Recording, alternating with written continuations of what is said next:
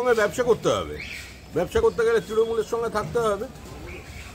পশ্চিমবঙ্গের ধর্মপ্রাণ মানুষ, সারা দেশের ধর্মপ্রাণ মানুষ, হিন্দি ভাষাভাষী মানুষ, উড়িয়ায় যারা কথা বলেন, যারা তেলেগুতে কথা বলেন, তারা প্রত্যেকেই ঠিক করে নিয়েছেন এই নির্বাচন তৃণমূলের বিসর্জন নির্বাচন।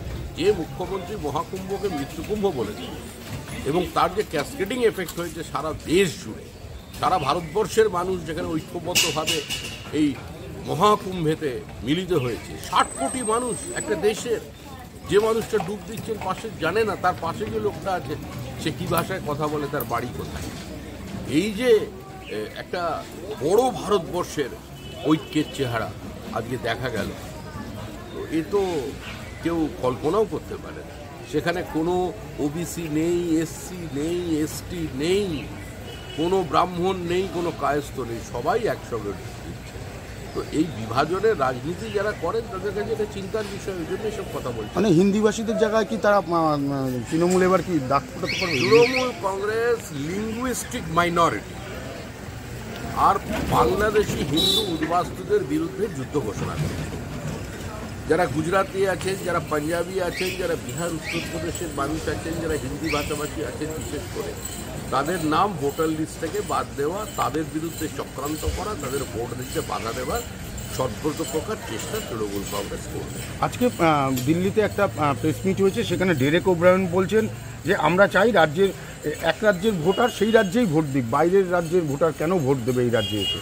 ডেরেক ওব্রায়েন বলছেন, তিনি বলছেন যে রাজ্যের ভোটার সে রাজ্যেই ভোট দেবে। এই যে এপিক কার্ড নিয়ে যে কথা হয়েছে, সেই কথা যে রাজ্যের ভোটার সেই রাজ্যেরই ভোট দেবে।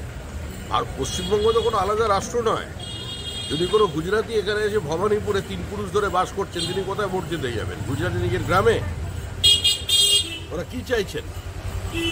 পশ্চিমবঙ্গ থেকে এর মধ্যেই 2225টা কোম্পানি তাদের হেডকোয়ার্টার সরিয়ে নিয়ে গেছে।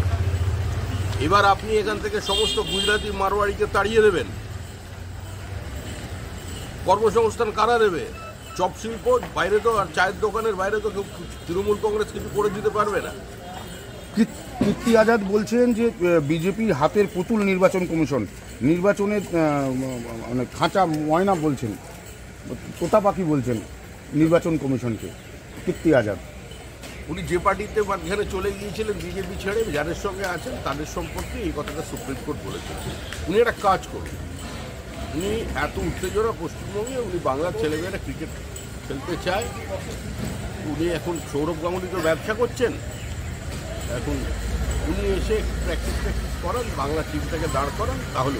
সাগরিকা ঘোষ বলছেন দুটি ভিন্ন রাজ্য, ভিন্ন মানুষ, সব নথি আলাদা, কিন্তু এপিক কার্ডে নম্বর 1 হয় কী করে? নির্বাচন কমিশন যা করার সেটা করে দিয়েছে, এটা চিরকালই ছিল, এটা নতুন কিছু নয়। উনি নতুন রাজ্যে যদি এসেছেন, নতুন করে শিখছেন, পশ্চিমবঙ্গের বিসর্জনের জন্য তৈরি থাকুন। যেরকম উনি প্রেসিডেন্সি কলেজ থেকে শিক্ষা নিয়েছেন কী করে সাংবাদিকতা করতে হয়, নিয়েছিলেন তো, নিয়েছিলেন পরে তারপর নিজেকে ম্যাচিওর করেছেন, করে এখন তৃণমূল কংগ্রেস। বলছি দাদা, লাস্ট প্রশ্ন, ছাত্র ধর্মঘট নামে বিভিন্ন কলেজে একেবারেই সেখানে মারপিট, দুপক্ষের দাঙ্গা হাঙ্গামা লেগে চলেছে। আজকে আবার এসএফআইয়ের তরফ থেকে বন্ধ ডাকা হয়েছিল।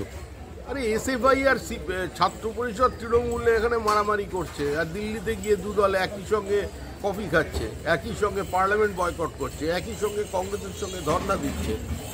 এখানে ইডি সিবিআই এর তদন্তের গতি স্লথ হয়ে গেলে বলছে দিদি মোদি সেট আপ, আর দিল্লিতে গিয়ে বলছে কেন এত সক্রিয়, এটা প্রতিহিংসার রাজনীতি।